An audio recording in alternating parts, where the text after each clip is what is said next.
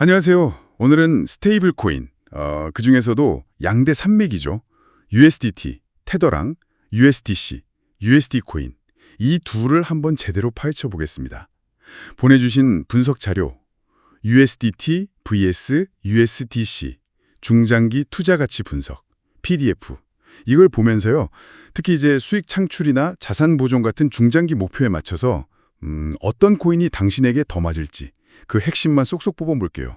바로 시작하죠. 네, 반갑습니다. 이 두 코인이 기본적으로는 미국 달러 가치에 1대1로 연동된다, 이건 같은데요. 근데 그 속을 자세히 들여다보면 발행 방식이라든지 중비금 투명성, 또 규제를 얼마나 잘 따르는지, 시장에서는 어떻게 쓰이는지 이런 게 상당히 다릅니다. 이번 시간을 통해서 각 코인의 장점, 단점, 그리고 숨어 있을지 모를 위험까지 명확히 파악하시고 정보에 기반해서 이걸 선택해야겠다 결정하실 수 있도록 돕는 게 목표입니다. 네. 들어보니까 가장 먼저 딱 와닿는 차이점이 역시 그 투명성 문제, 그리고 규제에 대한 태도. 이게 좀 다른 것 같아요. USDC는 굉장히 적극적이죠? 맞습니다. 그 USDC 발행하는 서클이라는 회사는요. 아예 우리 목표는 가장 규제에 친화적인 스테이블 코인이다, 이렇게 내세우거든요. 투명성을 엄청 강조해요. 미국 내 여러 주에서 라이선스도 확보했고요. 2025년 초였죠. 뉴욕 증시 상장에도 성공했고요. 아, 상장까지 했군요. 네, 그리고 매달 딜로이트 같은 아주 큰 회계법인을 통해서 중비금 감사 보고서를 꼬박꼬박 공개합니다. 거기 보면 중비금의 90% 이상이 현금 아니면 단기 미국 국채다, 이렇게 딱 밝히고요. 이 자산들은 또 BNY 멜론 같은 아주 큰 신탁은행에 보관되고 관리도 세계 최대 자산 운용사인 블랙록이 맡아서 하죠. 와, 정말 철저하네요. 네, 그렇죠. 최근에는 유럽연합의 새로운 암호화폐 규제, 그 미키아라고 부르는데 이것도 처음으로 승인을 받았어요. 이런 노력들 덕분에 이제 기관 투자자들이 볼 때는 여기는 거래 상대방 위험이 좀 낮구나, 이렇게 평가받는 편이죠. 확실히 서클은 규제랑 친하게 지내려는 모습이네요. 근데 반대로 USDT, 테더는 좀 다른 길을 걸어왔다고 봐야겠죠? 네, 테더의 USDT는 아시다시피 시장 점유율은 압도적인 1위인데요. 투명성 관련해서는 과거부터 좀 논란이 끊이지 않았죠. 맞아요. 저도 기억나는 게 그 뉴욕 검찰이랑 네, 2021년에 뉴욕 검찰총장실 NYAG하고 또 상품선물거래위원회 CFTC라고 미국의 파생상품 규제 기관인데 여기랑 거액의 벌금을 내고 합의한 적이 있습니다. 과거에 우리 준비금은 항상 100% 달러다, 이렇게 주장했었는데 그게 사실과 좀 달랐다는 게 드러났었거든요. 아, 그랬었군요. 네, 물론 지금은 분기별로 BDO라는 회계법인을 통해 검증 보고서를 공개하고는 있어요. 준비금의 한 90% 정도가 현금이랑 현금성 자산, 주로 미국채고요.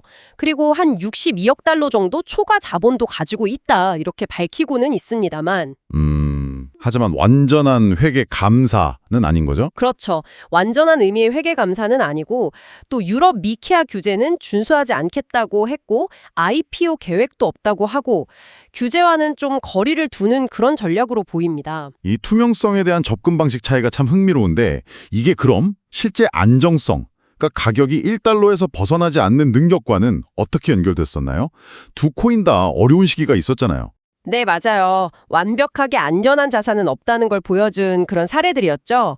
USDT 같은 경우는 2022년에 그 테라 루나 사태 때 시장이 완전 공포에 빠졌을 때 그때 일시적으로 0.95달러까지 가치가 떨어졌었어요. 근데 그때 한 70억 달러 정도 되는 엄청난 환매 요청이 들어왔는데 그걸 문제없이 다 처리해내면서 빠르게 1달러 패깅을 회복했죠. 아, 그때 정말 대단했죠. 네. 반면에 USDC는 2023년에 실리콘밸리 은행 SVB 파산했을 때요. 그때 그 은행에 예치해뒀던 준비금 한 33억 달러가 묶이는 바람에 0.88달러까지 급락했었죠. 저도 그때 깜짝 놀랐어요. 네.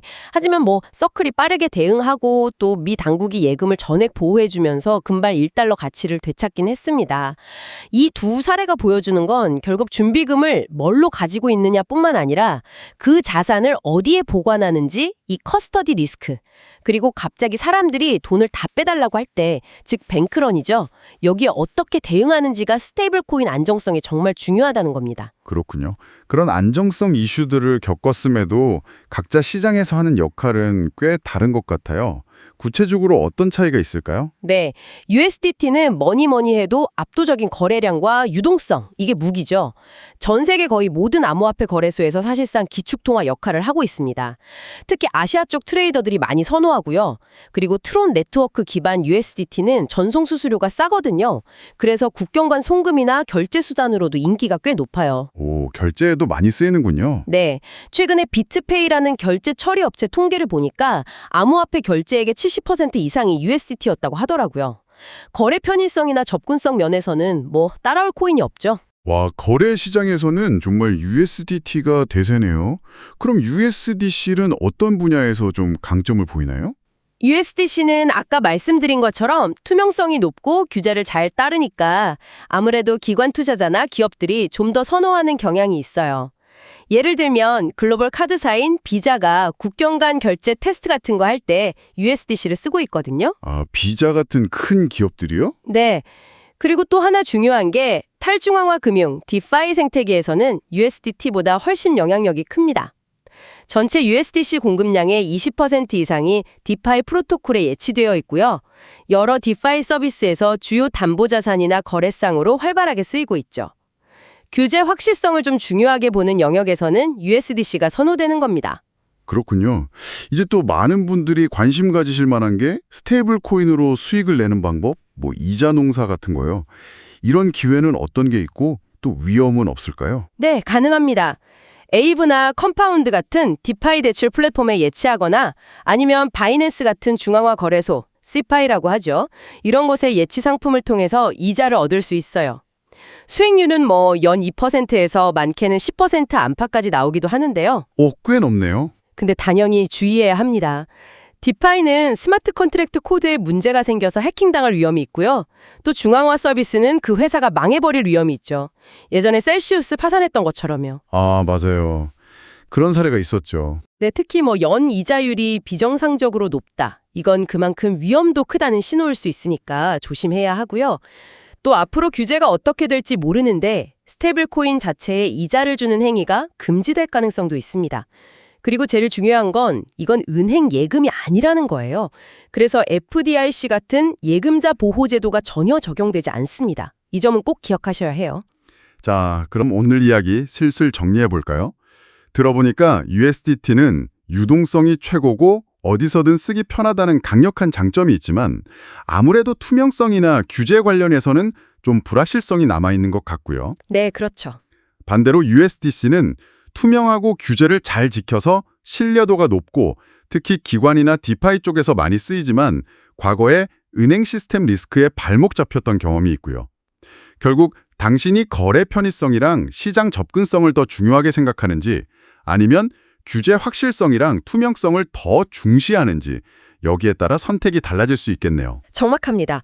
그리고 또 중장기적으로 보면요. 뭐 글로벌 금리가 어떻게 변하는지, 미국이나 유럽 같은 주요국에서 스테이블 코인 관련 법을 어떻게 만드는지 이런 움직임도 중요하고요.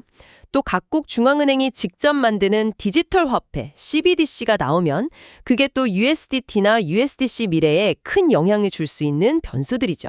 이런 큰 흐름도 계속 지켜봐야 합니다. 네, 오늘 저희가 함께 살펴본 내용들이 당신의 현명한 판단에 조금이나마 도움이 되었기를 바랍니다. 마지막으로 이런 질문을 한번 던져보고 싶어요. 만약에 미국이나 유럽에서 정말 강력한 스테이블 코인 규제가 본격적으로 시행된다면 시장 판도는 과연 어떻게 바뀔까요? 규제랑 친한 USDC가 시장을 완전히 장악하게 될까요? 아니면 USDT가 또 다른 방식으로 살아남아서 저력을 보여줄까요?